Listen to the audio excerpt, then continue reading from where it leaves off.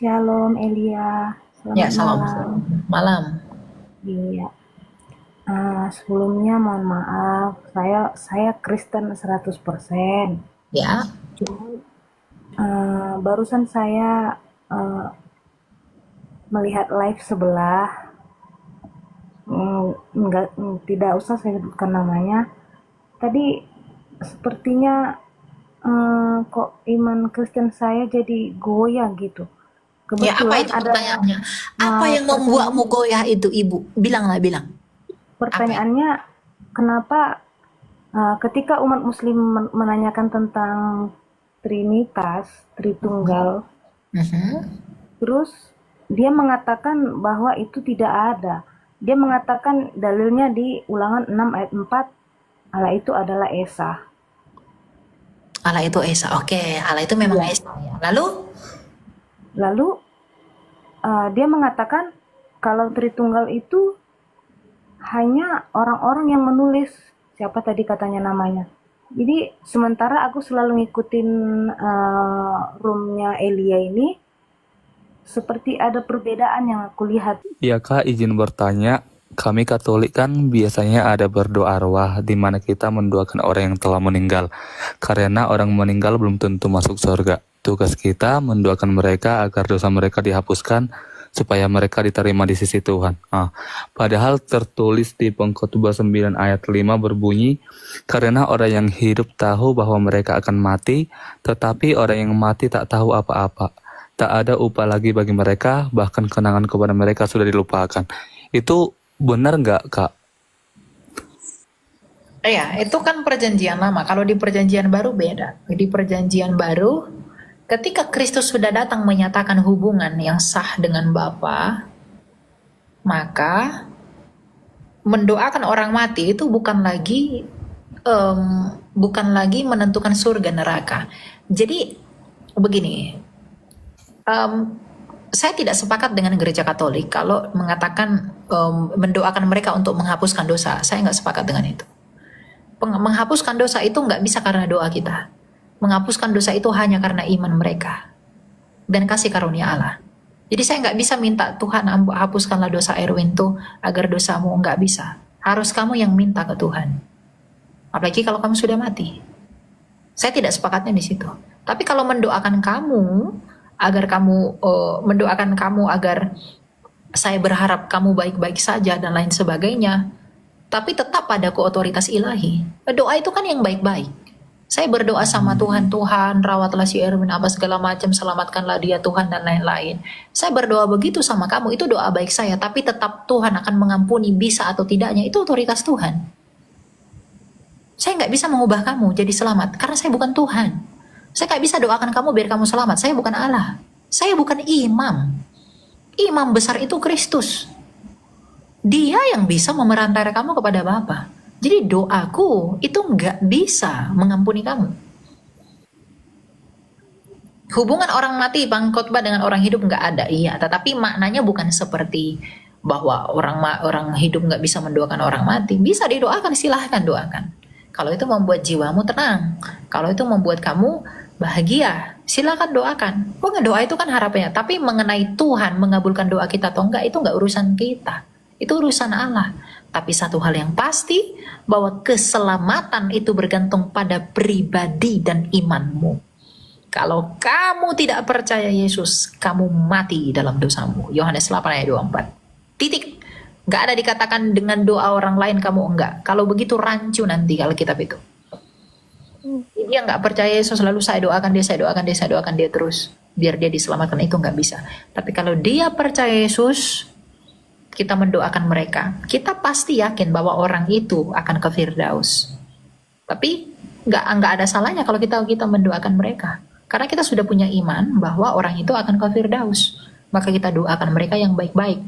Masalah doa kita dikabulkan Tuhan itu urusan Tuhan, bukan kita. Jadi pahami poinnya, ya. Berarti pada intinya eh, kalau sudah meninggal itu sudah memiliki tujuan tertentu gitu ya, tidak bisa lagi diubah-ubah gitu ya, Kak? Nggak bisa diubah. Oh, iya. Keselamatan itu pribadi, bro, personal. Berarti selama kita masih hidup di dunia ini ya kan, Kak? Iya, imanmu yang menyelamatkan. Ya, makanya berimanlah sebelum kita metong. Kalau udah metong nggak guna semuanya itu. Ya, Oke, oke. Oke, makasih ya, Kak. ya, ya. Tadi yang tanya pas aku live, Yesus mati siapa yang mencabut nyawanya? Jawabannya Yohanes 10 ayat 17, aku memberikan nyawaku. Jadi tidak ada yang cabut nyawanya, dia emang rumput dicabut-cabut. Kalau Tuhan mencabut nyawa nggak apa-apa, ya. Kristen tuh nggak ada cabut nyawa. Dia memberikan nyawanya. Ya. Mati itu karena dosa. Cabut nyawa, cabut nyawa. Suka kali kau mencabut-cabut, ya. Nyawa Tuhan Yesus itu memberikan nyawanya dan berkuasa menerimanya kembali. Itu perkataan Kristus sendiri. Ayat merah itu. Jadi nggak ada yang cabut nyawa Yesus. Dia memberikan nyawanya demi kasihnya. Ya. Jadi kalau kamu cabut-cabut nyawa ya udahlah, urusan mulai itu. Kalau nyawa udah dicabut-cabut ya udahlah. Ngapain dia kasih nyawa untuk dicabut? Aneh, ya kan? Untung Tuhan kita tidak begitu. Kasih nyawa ya untuk dihidupkan. Tapi ada dosa yang membuat kita tidak mengalami kematian itu. Ya udahlah. Tapi kalau nyawa udah dicabut-cabut, dikasih dicabut. Drama Korea apa? Gitu, agak lain emang ya. Silakan aku Gani Karage. Shalom Kak Elia, mau tanya. Ya. Ya, Silakan, jadi Pak. saya ada pergumulan sih, jadi mau sharing juga butuh jawaban juga. Ya. Untuk masalah kita itu harus memberkati dulu baru menerima berkat, atau kita menerima berkat dulu baru memberkati orang lain. Jadi saya juga baca di Alkitab kisah Nabi Elia dan janda di Farsat.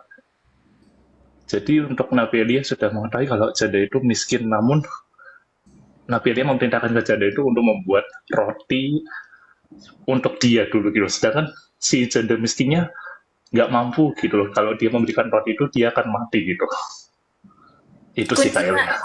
Kuncinya Nabi Elia dengan janda di Sarfat itu bukan berkat. Itu tidak berbicara berkat. Itu berbicara ketaatan. Kalau kamu dengarkan Tuhan, kamu nggak akan sesat. Kalau kamu ikut Tuhan, dia nggak akan membiarkan kamu sendirian. Kalau kamu ikut Tuhan, dia nggak akan membiarkan kamu kelaparan. Nggak akan. Kalaupun itu terjadi, itu untuk menguji kamu. Jadi apa yang terjadi di kisah Nabi Elia dengan janda di Sarfat itu bukan tentang berkat, itu tentang respon hati yang mau taat atau enggak. Upah ketaatan akan Tuhan adalah keselamatan. Ketaatan itu wujud kerendahan hati. Jadi kalau kita mau ikut Tuhan, Tuhan nggak mungkin biarkan kita menderita untuk selama-lamanya, nggak mungkin. Penyertaan Tuhan itu nyata adanya. Nah, kalau kamu tanya, apakah kita harus memberkati dulu agar diberkati, atau kita diberkati dulu baru memberkati, atau memberkati dulu untuk diberkati? Kamu terlahir di dunia ini saja, itu berkat. Kamu mengenal Yesus itu berkat. Kamu memberkati orang lain, itu karena kamu telah diberkati di dalam iman. Dan wujud dari berkat yang baik yang telah kamu terima itu adalah kamu mengaliri berkat yang kamu terima itu. Jadi bukan karena orang kasih saya duit lalu saya kasih duit. Kalau orang nggak kasih saya duit, saya nggak kasih duit. Enggak gitu konsepnya. Karena berkat itu nggak kelihatan secara fisik. Ia dipahami menurut roh. Kita berdoa kepada Allah, bersyukur kepada Allah di dalam roh dan kebenaran. Dan berkat itu ya kebenaran itu sendiri. Kebenaran itu siapa? Kristus. Nah, kalau kita di dalam berkat, kalau kita sudah menerima Kristus yang adalah kebenaran itu, maka alirilah Kristus itu kepada semua orang. Melalui apa? Perbuatan-perbuatan yang nyata. Membantu orang miskin, membantu orang sakit, tidak pilih kasih sama siapapun, peduli sama sesama. Itu wujud dari berkat yang diterima dengan baik. Kalau kita menerima berkat, kalau orang dia diberkati kaya raya segala macam, tapi dia tidak mau membagikan itu, kekayaannya itu bisa dari iblis, bisa dari setan. Maka dia punya hati yang gak beres. Dalam pengertian apa? Ya dia egonya aja, sendiriannya aja. Ya ada bapak saya, dia ngomong kemarin sama, kekayaan itu tool, itu benar. Jadi berkat-berkat yang ada pada kita selain dipahami menurut roh, itu adalah alat demi tujuan. Tujuan kita apa? Jadi apapun yang ada padamu, apapun yang ada di genggaman kita, kita bisa gunakan. Bahkan apa? Rasul Paulus berkata begini ya. Saya mana itu? Ini bagus banget ini ayatnya.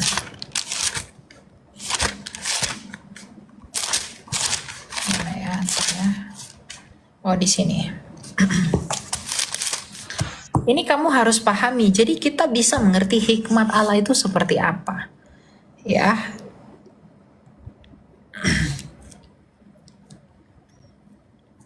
Nih, kita lihat di dalam 1 Korintus ya. Saya lupa tadi. 1 Korintus 3. Kita buka semua ya. 1 Korintus 3. Nih.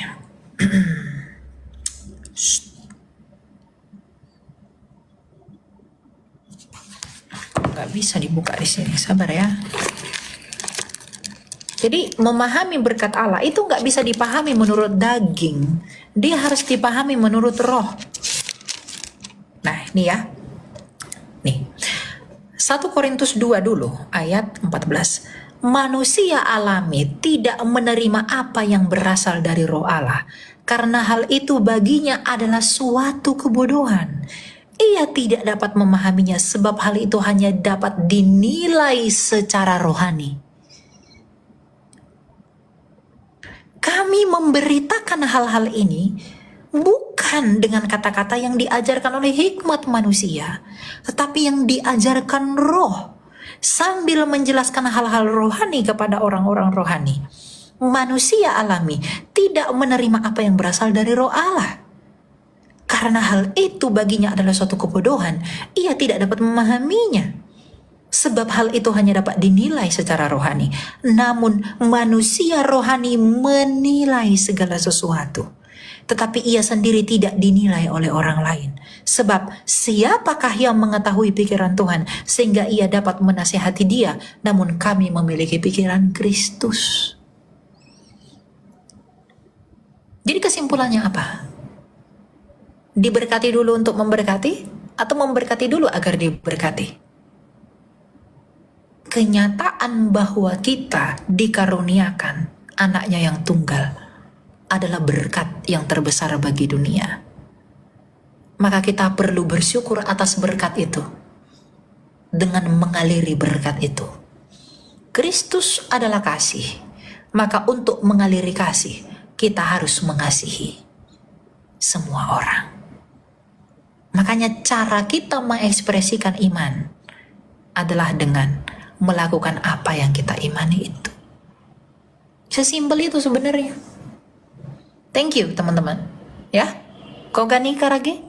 Oh ya, terima kasih Kak Elia untuk penjelasannya. Izin bertanya satu lagi boleh Kak? Untuk hakikat puasa di Kristen itu seperti apa ya Kak? Jadi saya masih bingung untuk melakukan puasa itu gimana, karena banyak sumber-sumber yang menurut saya bimbang gitu. Jadi mungkin dari Kak Elia mohon dibantu penjelasannya Kak untuk hakikat puasa di Kristen itu seperti apa, dan implementasinya itu seperti apa gitu, dan untuk durasinya mungkin bagaimana. Kalau puasa itu bisa kita lakukan dalam banyak hal ya. Dalam misalnya apa? Kita buka dulu ayatnya ya. Thank you teman-teman. Ya, ada puasa itu banyak ya. Kalau kita melihat puasanya Esther, kita lihat dalam Esther 4 ayat 16.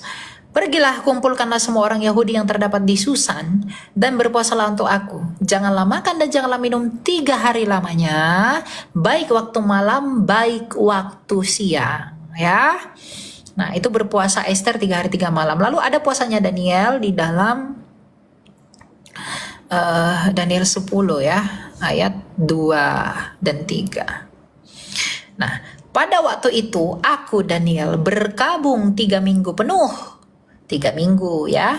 Makanan yang sedap tidak kumakan, daging dan anggur tidak masuk ke dalam mulutku, dan aku tidak berurap sampai berlalu 3 minggu penuh. Nah, tujuan berpuasa itu apa? Hakikat puasa itu apa? Mencari Tuhan. Jadi puasa itu nggak tunda makan, enggak. Mencari Tuhan. Yoel 2 ayat 12. Tetapi sekarang juga demikianlah firman Tuhan, berbaliklah kepadaku dengan segenap hatimu, dengan berpuasa, dengan menangis, dan dengan mengadu.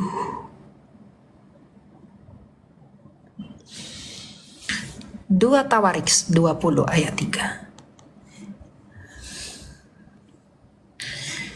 Yosafat menjadi takut, lalu mengambil keputusan untuk mencari Tuhan.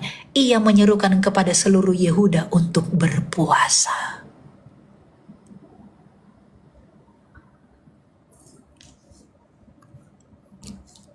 Imamat 16 ayat 29. Kamu harus merendahkan diri dengan berpuasa.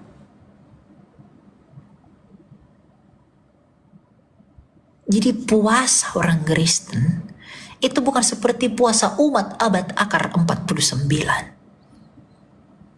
Tunda makan saja. Tujuan kita berpuasa adalah rendahkan dirimu. Maka Tuhan Yesus berkata, kalau kamu berpuasa, cuci mukamu, minyaki rambutmu. Jangan makan kau, aku puasa. Jangan makan kau. Gak puasa namanya itu, kau tunda makan. Kau nggak mau orang makan, kau belum makan. Itu nggak puasa namanya.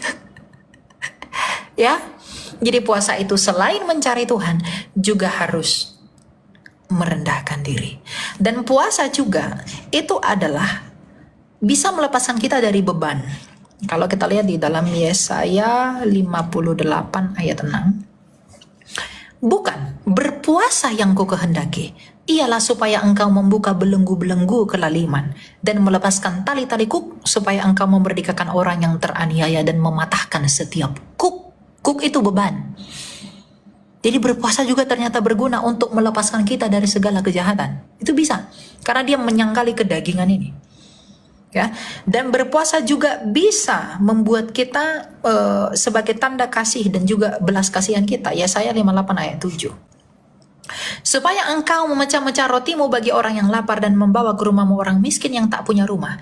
Dan apabila engkau melihat orang telanjang, supaya engkau memberi dia pakaian dan tidak menyembunyikan diri terhadap saudaramu sendiri. Itulah hakikat berpuasa. Bahwa berpuasa adalah tanda kita merendahkan diri di hadapan Allah, yang dengan demikian kita menunjukkan ketaatan kita kepada Allah, yang dengan demikian kita menunjukkan bahwa kita sedang mencari Dia, mencari yang ilahi. Puasa mematahkan daging, menjunjung dan melatih roh. Maka dengan roh yang teguh kita dapat bertemu Dia yang adalah roh. Karena itu tadi Roma 1 Korintus 2 ayat 14. Manusia alami tidak menerima apa yang berasal dari roh Allah, karena hal itu baginya adalah suatu kebodohan. Ia tidak dapat memahaminya, sebab hal itu hanya dapat dinilai secara roh. Oke? Oke Kak Elia, terima kasih Kak. Oke, Tuhan berkati ya. Tuhan berkati Kak Elia, terima kasih. Ya, terima kasih. Jadi itulah berpuasa itu. Bahwa berpuasa adalah bagaimana kita melatih roh kita sebagai tanda ketaatan kita di hadapan Allah. Mantap. Jadi kalau mau puasa, silahkan mau puasa. Ya. Oke. Thank you ya teman-teman ya. Yang udah siapa ini? Cara berpuasa, tadi saya udah jelaskan. Ada satu cara berpuasa yang baik, yaitu puasa Daniel. Nggak makan daging. Daging-daging jangan dimakan. Nah, nggak boleh makan daging. Nggak boleh. Ya, hanya boleh makan makanan sayur-sayuran. Ya, nggak boleh turunan daging pun nggak bisa. Susu dan lain-lain tuh nggak bisa. Itu puasa Daniel. Ya, Mulai dari jam 10 malam sampai jam 3 sore besok hari. Itu nggak dimakan. Oke? Ya, silakan Lydia. Shalom Elia, Ya, selamat salam. malam. Malam. Iya. Sebelumnya mohon maaf, saya Kristen 100%. Ya. Barusan saya melihat live sebelah, tidak usah saya sebutkan namanya. Tadi sepertinya kok iman Kristen saya jadi goyah gitu. Ya, apa Kebetulan itu ada pertanyaannya? Apa yang membuatmu goyah itu, Ibu? Bilanglah, bilang. pertanyaannya, kenapa ketika umat Muslim menanyakan tentang Trinitas, Tritunggal, terus dia mengatakan bahwa itu tidak ada. Dia mengatakan dalilnya di Ulangan 6 ayat 4, Allah itu adalah Esa. Allah itu Esa. Oke, Allah itu memang Esa. Ya. Lalu Dia mengatakan kalau Tritunggal itu hanya orang-orang yang menulis, siapa tadi katanya namanya. Jadi sementara aku selalu ngikutin roomnya Elia ini, seperti ada perbedaan yang aku lihat itu. Oke, kita jawab ya. Kita jawab.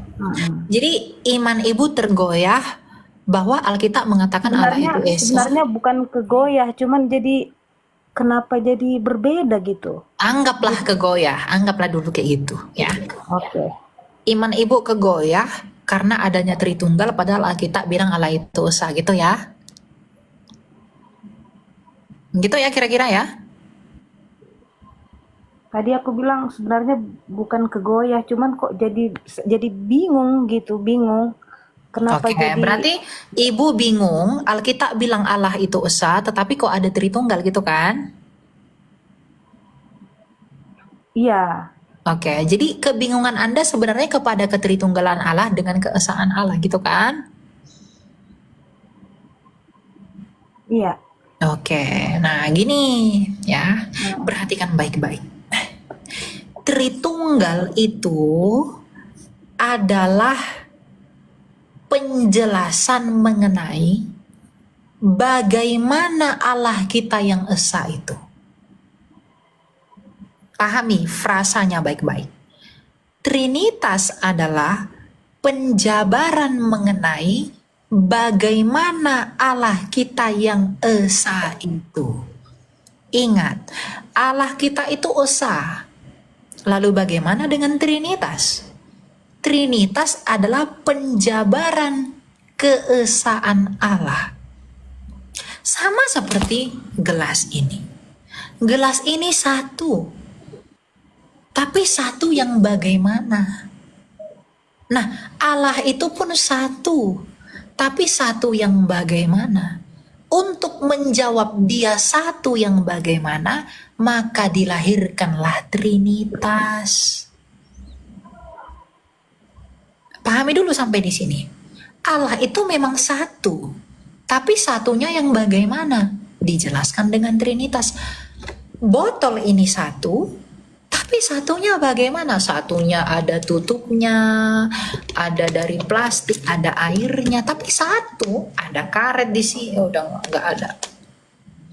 Nah, jadi Ibu harus punya pemahaman yang benar dulu bahwa Trinitas adalah penjabaran tentang bagaimana Allah yang Esa. Nah, Allah yang Esa itu siapa, Elia? Allah yang Esa itu adalah Sang Bapa yang memiliki firman atau kecerdasan dan memiliki roh. Firmannya itu, kecerdasannya Bapa itu disebut sebagai anak, itulah Yesus. Rohnya Bapa itu, itulah Roh Kudus. Jadi Bapa, firmannya sendiri dan rohnya sendiri, itulah Trinitas. Sama seperti saya, Elia itu satu, Bu. Tapi satunya bagaimana? Satu yang punya tubuh, yang punya firman, punya roh. Tapi apakah ada 3 manusia? Enggak, tetap satu.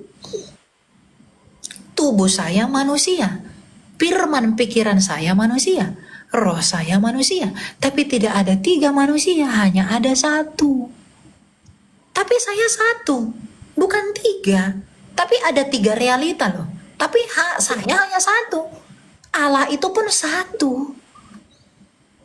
Tapi satunya bagaimana? Dia punya firman, itulah Tuhan Yesus, dan dia punya roh, itulah Roh Kudus. Itu Trinitas itu. Jadi kita nggak perlu bingung. Kita bingung karena kita nggak belajar. Kalau kita belajar, kita nggak mungkin bingung. Trinitas itu udah ada di Perjanjian Lama. Kejadian 1 ayat 1. Bereshit bara Elohim et hashamayim v'et haaretz. Berfirmanlah Allah. Allah. Ayat 2, roh Allah melayang-layang. Ayat 3, firman Allah. Ada Allah, ada firman Allah, ada roh Allah. Itu Trinitas itu, Ibu. Gitu ya. Paham sampai di sini? Iya, Pak. Paham. Oke. Makanya tadi kan aku bilang aku selalu ngikutinnya Rum Kak Elia. Tiba-tiba tadi naik ke beranda kok ada yang bertanya kok jadi beda gitu. Padahal sama-sama Kristen kan gitu loh. Oh, kamu ke roomnya Mikana ya? Iya. Itu Mikana gimana itu Kak Elia? Mikana itu memang Maksudnya pahamnya tolak Tritunggal. Kalau kita mengatakan dia itu apa ya? Sesat dalam paham itu. Iya. Ya, dia memang menolak Tritunggal, dia sebelius. Iya. Ya. Itu sudah dikutuk oleh gereja ajarannya ya.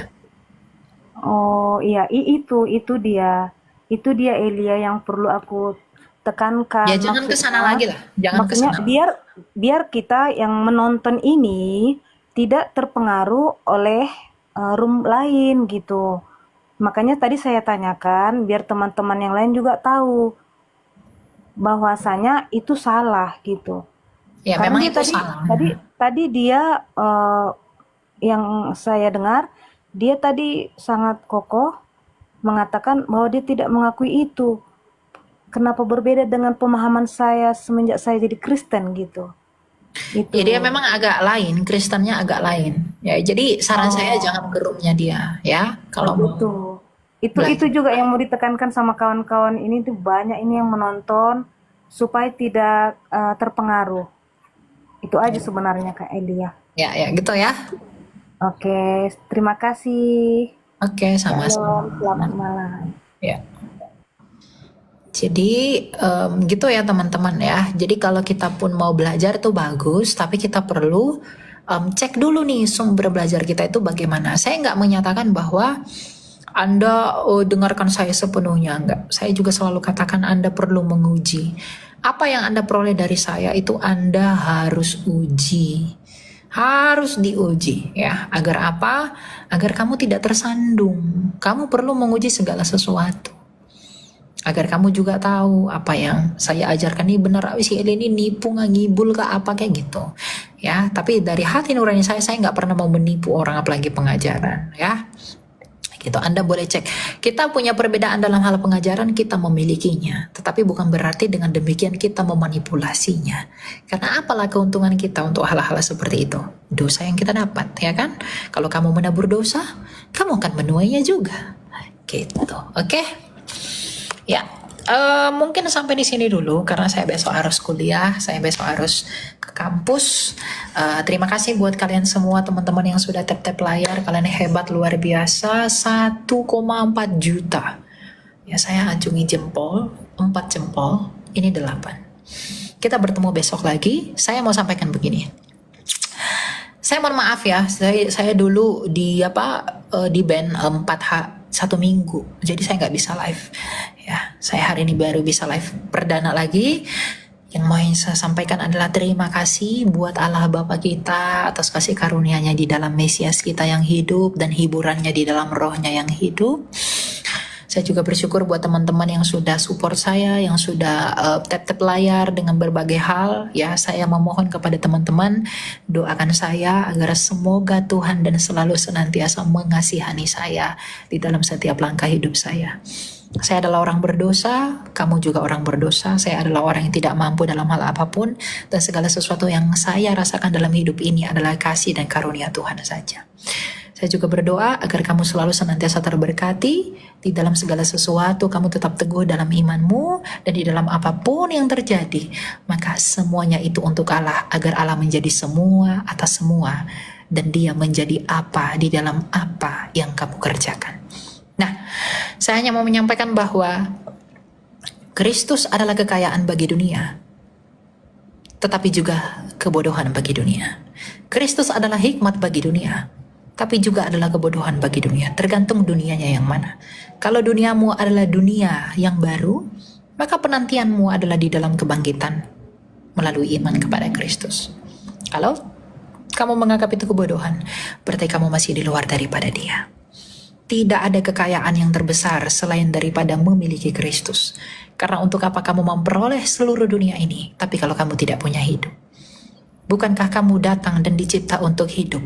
Lalu mengapa kamu mengambil yang fana dan menjual hidupmu? Tapi juallah yang fana demi mendapat hidup. Karena tidak ada hidup selain di dalam Kristus. Cintailah dia dengan sepenuh hati, taatlah dan berbuahlah dengan sungguh-sungguh, agar di dalam hidupmu kamu menjadi saksi, di dalam ucapanmu kamu menjadi saksi, di dalam tindakanmu kamu menjadi saksi. Tapi kunci kesemuanya itu adalah kerendahan hati. Rendahkan dirimu dan rendahkan hatimu. Tuhan berkati, kita ketemu lagi besok. Ini akan saya post ke YouTube. Oke, bye, God bless.